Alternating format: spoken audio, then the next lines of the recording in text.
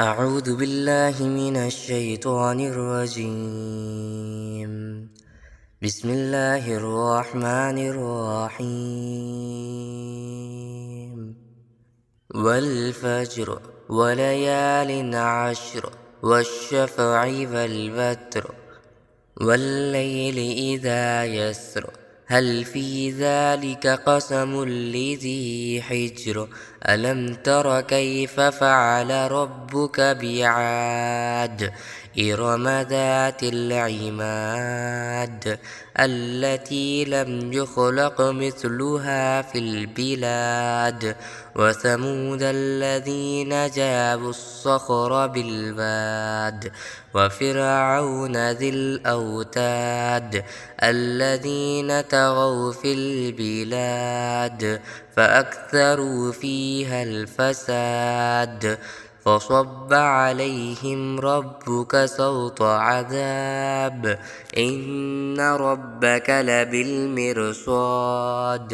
فأما الإنسان إذا ما ابتلاه ربه فأكرمه ونعمه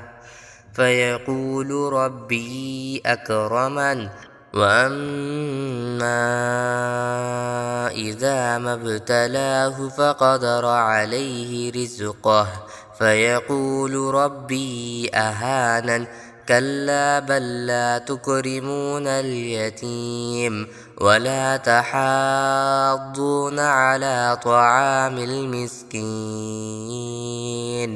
وتأكلون التراث أكلا لما وتحبون المال حبا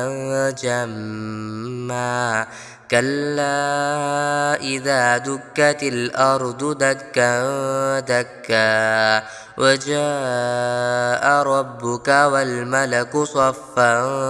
صفا وجيء يومئذ بجهنم يومئذ يتذكر الإنسان وأنى له الذكرى يقول يا ليتني قدمت لحياتي فيومئذ لا يعذب عذابه أحد ولا يوثق وثاقه أحد يا أيتها النفس المطمئنة ارجعي إلى ربك راضية مرضية فادخلي في عبادي وادخلي جنتي. بسم الله الرحمن الرحيم. والفجر وليال عشر والشفع والوتر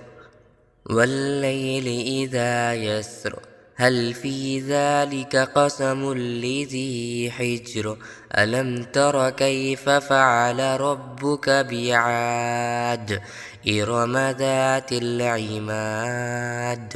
التي لم يخلق مثلها في البلاد وثمود الذين جابوا الصخر بالواد وفرعون ذي الأوتاد الذين طغوا في البلاد فأكثروا فيها الفساد فصب عليهم ربك سوط عذاب إن ربك لبالمرصاد